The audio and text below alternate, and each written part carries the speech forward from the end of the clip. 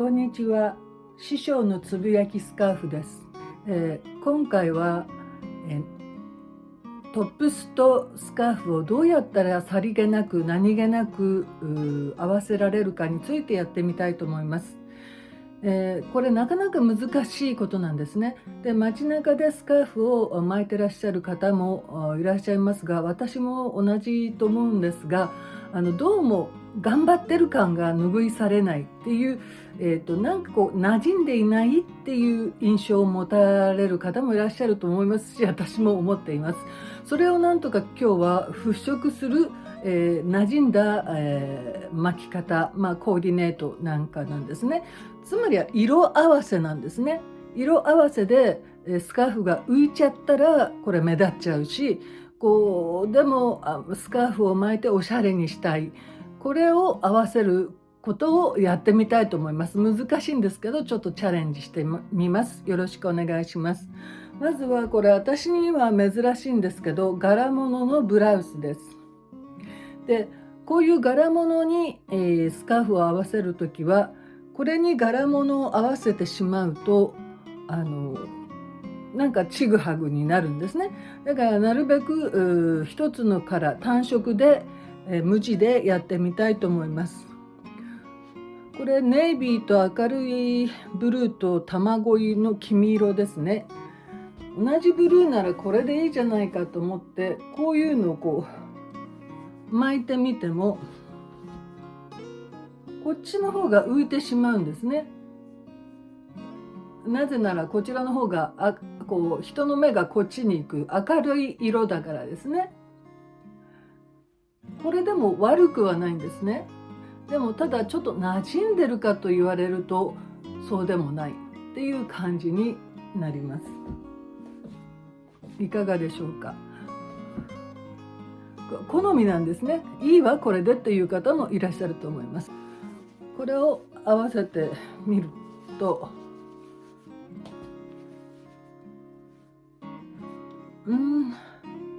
ちょっとなんだかな合っていない。当たり前なんですね。こちらはこちらで主張してるし、こちらもこちらで主張してるのでぶつかってしまうんですね。ですからなるべく柄物には無地の単色を選んだ方が馴染みます。すごいこう派手な色なんですが、これを合わせてみますと、もうご覧の通りお分かりだと思うんですけど、こっちが浮いちゃうんですね。どうしても馴染まない。光沢もあるんですけど、これも馴染まないんですね。私の持ってるスカーフの中ではこれが一番馴染むと思います。割と存在感を消すっていう感じなんですね。いかがでしょうか。こう流れてきて、なんとなく不自然じゃないわ。そうなんですね。不自然じゃない、馴染むっていうことなんですね。で、プラスアルファこの胸の谷間のここが深い襟ぐりのとこもちょっとカバーしてくれる。こんな感じになるんです。こういうのが馴染むスカーフっていうんですね。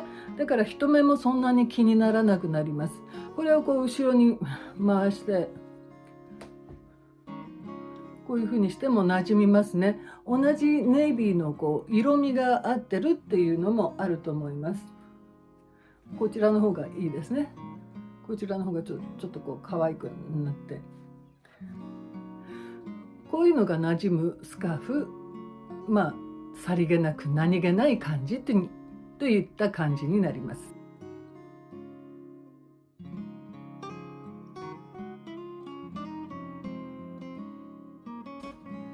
このスカーフのこの色と一つ色を合わせるとやりやすいと思います。このままこう引っ掛けてもよろしいんですけど、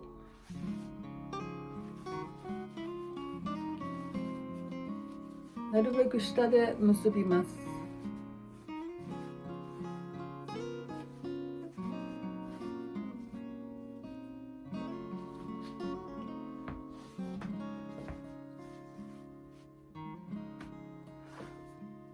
これだけでもちょっと感じが変わりますね。自然な感じですよね。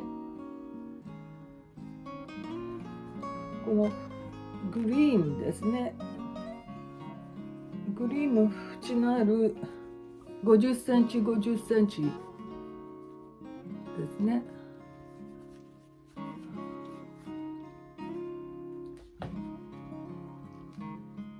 でちょっとこう襟ぐりをこう緩くして巻くと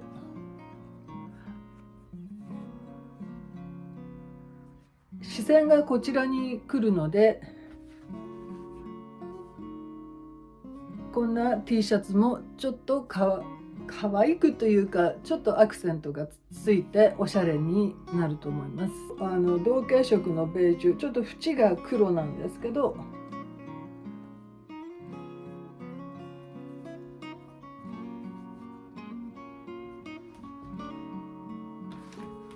こういう選び方、チョイスもありますね。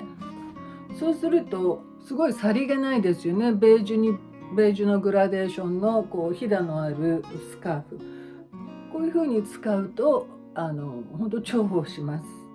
で印象が随分変わりますね。ありと なしでは。こういう風にお使いください。あとは本当ベージュなんですけど、これ 90×90 なので大きいんですね。大きいと使いにくいってものもあるんですけど、大きいからこそこういう巻き方ができます。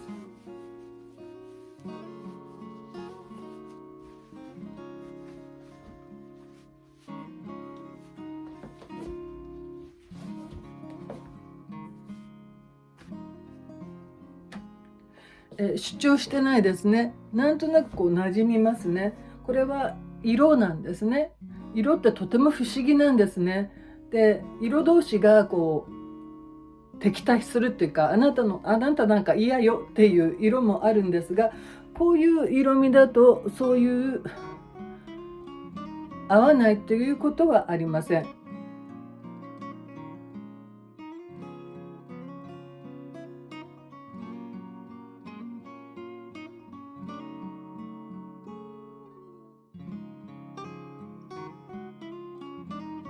これとこの色味が違うので、これもお好きな方はこれがいいわっていう方もいらっしゃると思いますが、この馴染んでるかって言ったら馴染んではいないと思います。先ほどから割と同系色をこう持ってくるんですけど、同系色が一番目立たない、さりげなくっていう感じになるんですね。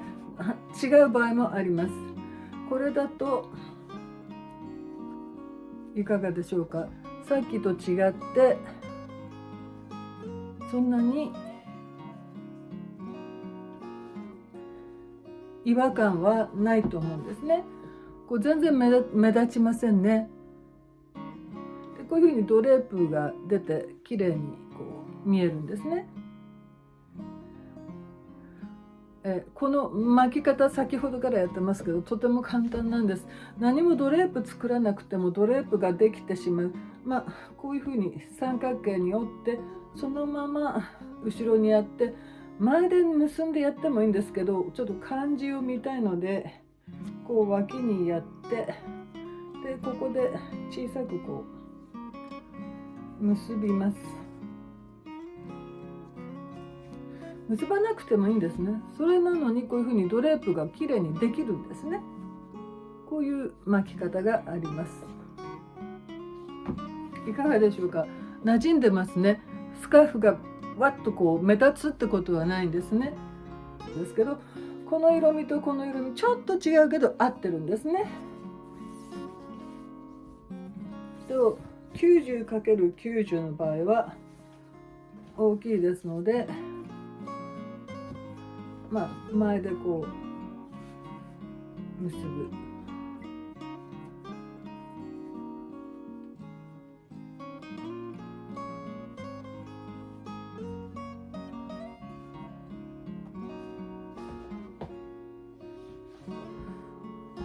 で前に出てくるピンクがちょっと少ないわっていう場合は反対側、これそのスカーフによって違うので、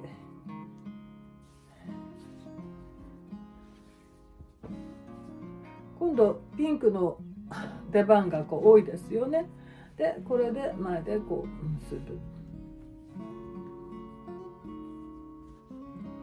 こう調整してください。で後ろが三角になってこんな感じですね。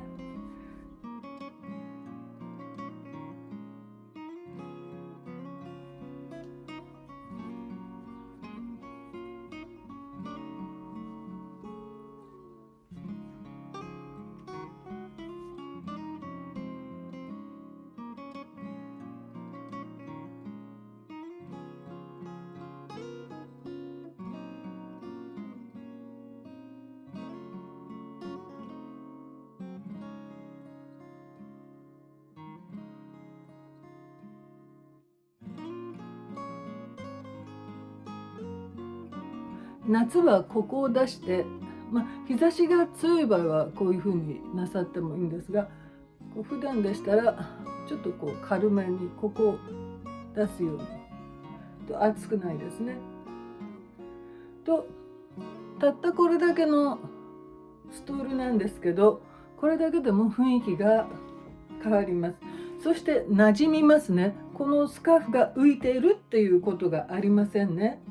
そこがポイントです。スカーフが目立っちゃって浮くか、それともこのトップスとこう馴染むかっていうのがこのスカーフのやストールの巻き方のコツです。なんか色も生きてるって感じですね。喧嘩したり仲良くしたりっていう感じがあります。これだけでも印象変わりますね。首元の印象が寂しいなというところにアクセサリー、夏なんかこう汗で嫌な方はこういうシルクなんですけど、こういうシルクのスカーフは、汗を吸ってくれますし、シルク呼吸してるので温度調整もそんなに暑くのはないんですね。ポリエステルと違って4月の暑い時以外はこう使えるんですね。本当天然の素材っていうのはすごく、特に絹なんかはそういう面では優れています。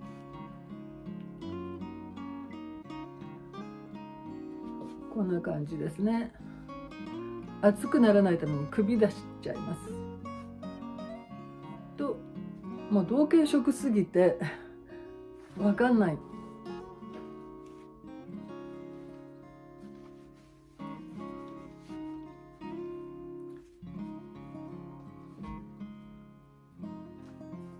この色とこの色が同じなんですね。こうちょっと今色がはっきりするようにちょっとピンクのを巻きます。これバイアス織りにしてありますが、これを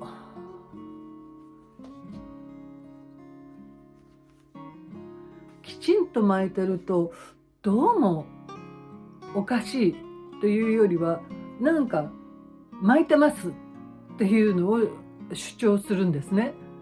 じゃあこれを着崩す、ドレスダウンするにはどうしたらいいのかしらということになりますよね。これ難しいんですね。